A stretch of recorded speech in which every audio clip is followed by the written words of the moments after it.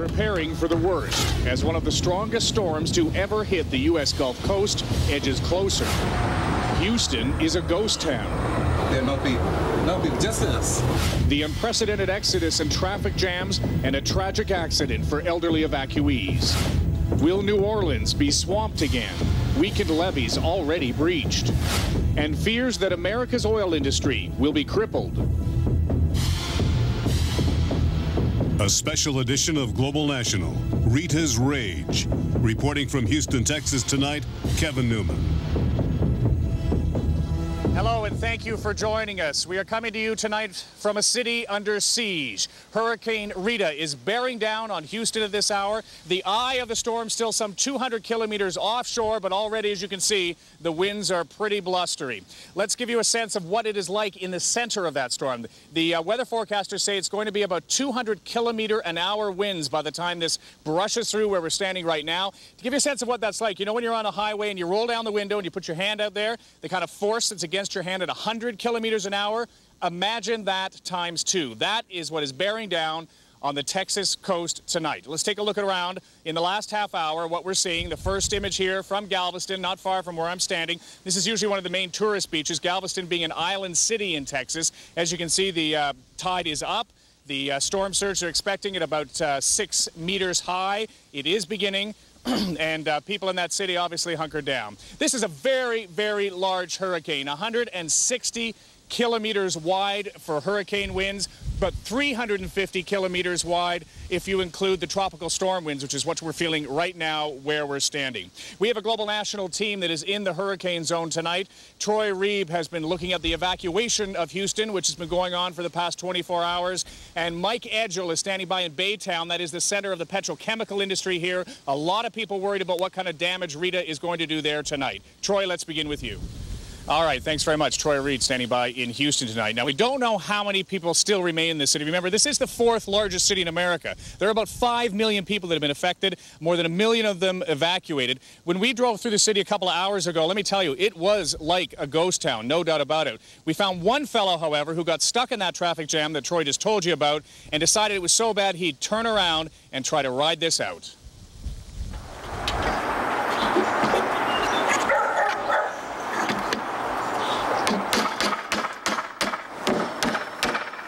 You gonna ride it out? Oh, of course. I ain't got nowhere to go now. This is it. Now, this is a wide, expansive hurricane. The hurricane force winds extend out 85 miles out from the center. At least on this stretch, I can't see a single car, and what a difference from just 12 hours ago. You were also reminded that any inappropriate remarks or jokes... You nervous about leaving your house? No. You're not? Really? Do you live in a cement house, or? No, I mean, whatever happens is going to happen, you know? Yeah. You a little worried about your house? Yes. Yeah. What kind of shape did you leave it in? We boarded it up and taped the windows and moved furniture. All right, so here we are at George Bush International Airport. I don't see any people. You see any people? There are no people, just us. All right, so obviously the full force of Hurricane Rita just starting to be bearing down on the Gulf Coast at this point. But a little bit earlier today, some of the outer bands affected New Orleans, and we all remember what happened with Hurricane Katrina there, the broken levees. There was actually a part of New Orleans that was flooded again today. Michael Williams of NBC News is standing by live in New Orleans tonight with the latest from there. Michael. All right, Michael Williams setting the scene in New Orleans tonight. Michael, thank you very much. Now, Foreign Affairs Department in Ottawa is asking our viewers a favor here. If you know of anybody, any Canadian that is in the region of Hurricane Rita tonight, that's in the band from Louisiana to southern Texas here, they're asking you to contact the Foreign Affairs Department because they want to get in touch and know the whereabouts of as many Canadians as possible before the full force of Rita hits. They think there are about 30,000 Canadians here. The number that you can dial is on the screen. If you know of some Canadian relatives or friends who are down here, the Foreign Affairs Department would appreciate hearing from you.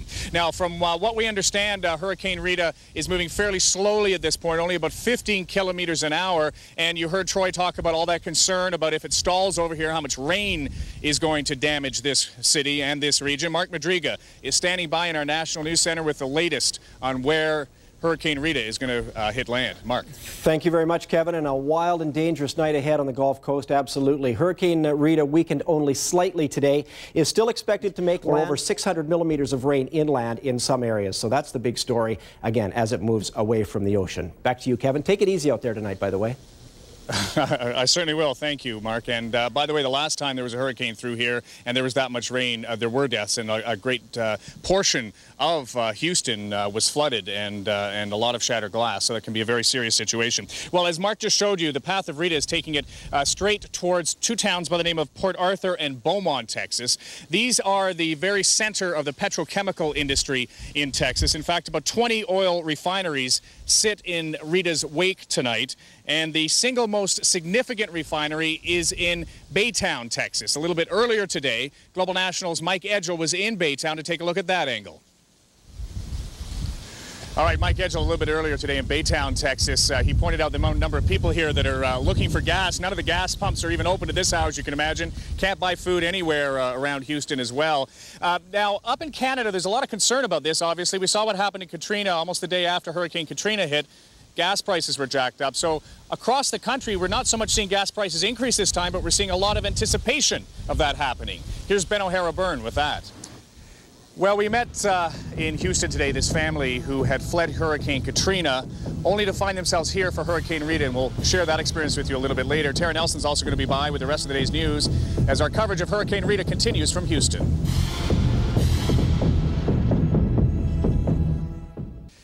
This is downtown Galveston tonight, a city in Texas that is tremendously vulnerable to Hurricane Rita. We're already hearing reports in the region of some power outages expected over the next 48 hours for most of the Houston area. We met this family today by the name of the Caissons. They were in a hotel here in Houston, and believe me, this is like 3 generations of the family that are in the hotel.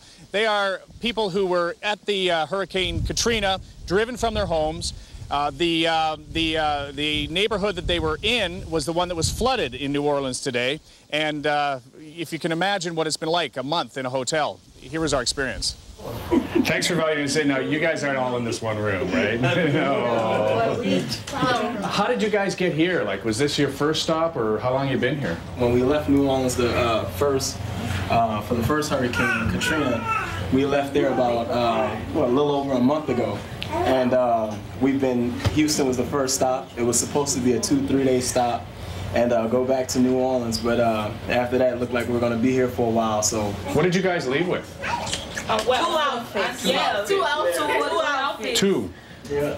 Because we think we were going to be going back home like in 3 days, but it turns out we've been here a month. And we're getting ready to leave to go somewhere else with Rita. But we were out on the highway for about 3 hours and said, okay, that's enough. Turned around, came back and said, well, 70 miles per hour wind, we can handle that. You know, we appreciate this, but it's nothing like home. You ever going to be able to go home, do you think? I don't know. It's not looking too good now because New Orleans is getting hit again at this present time. Yeah. That's not your neighborhood, is it? Oh, that's our home. That's our home. You guys managed to avoid the hurricane last time, but the kids are going to go through one tonight, right? You worried about that? What are you telling them? If we feel like, we're okay and we don't panic, then everything will be fine. We're really expecting this storm to really go further to the east, and so we don't think that we're going to get hit that bad.